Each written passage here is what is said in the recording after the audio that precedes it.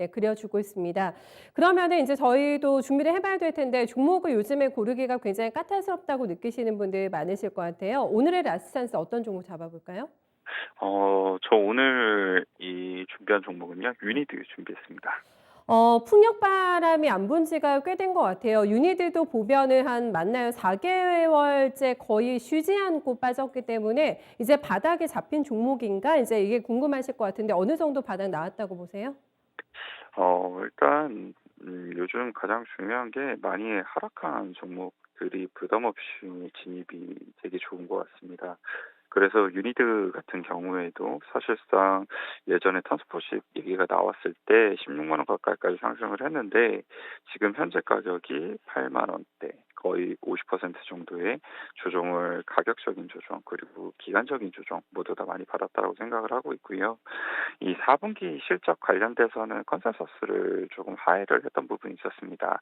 역시나 이제 연말 성과급 관련돼서 그런 부분이 나갔던 부분이 있었었고, 그리고 이제 본사가 완공이 됨에 따라서 감가상각에 대한 부분도 상당히 좀 늘어났던 부분이 있었다.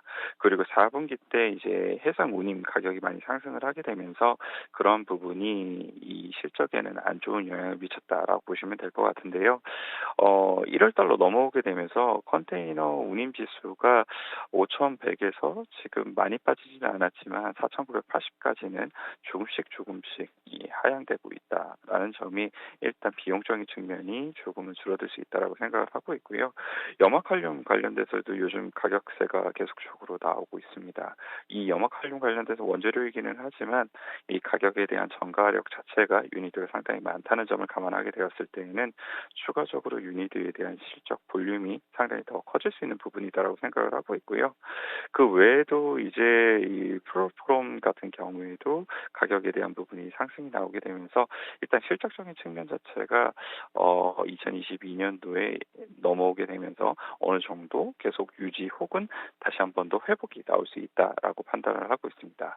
그래서 일단 실적에 대한 부분에 대한 우려감은 너무나 강하게 많이 주가에 반영이 됐었기 때문에 그런 부분에 있어서 회복이 나올 수 있다라고 생각을 하고 있고요.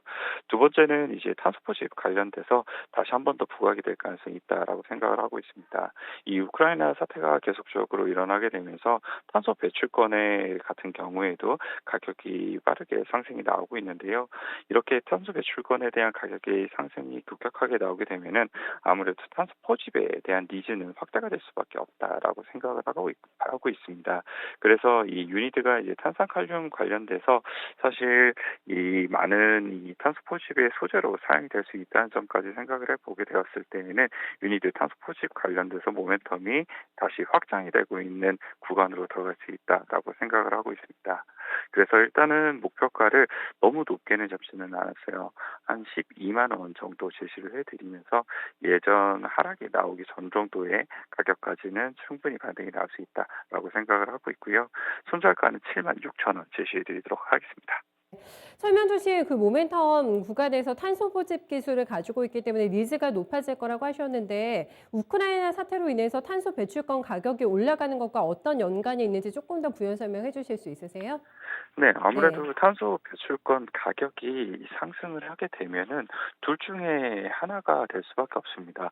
원래는 사실 뭐 철강이라든지 뭐 기타의 예전 화학 비즈니스 모델을 하고 있는 기업들 같은 경우에는 그만큼 많은 이제 이산화탄소를 배출을 하면서 거기에 따른 탄소 배출권을 사야 되는 부분이 필요하게 될 텐데 탄소 배출권의 가격이 상승을 한다는 것은 그것에 대한 비용이 많이 들어가게 될 거고 또 한 가지에 대한 선택지가 나올 수 있는 게 탄소 포집에 대한 부분을 더욱더 많이 하게 되면 굳이 탄소 배출권을 사지 않는다 하더라도 이러한 부분에 있어서 프리하게 될 수 있는 부분이 있습니다. 그래서 탄소 포집에 대한 단가와 탄소 배출권에 대한 가격에 대해서 어느 게 더 싼가 이게 사실상 중요하게 될 텐데 이 탄소 배출권의 가격이 계속적으로 비싸진다는 것은 결국 탄소 포집에 대해서 더욱더 많은 부분 니즈가 확대가 될 수밖에 없는 부분이 있다라고 생각을 해볼 수 있는 것 같고요.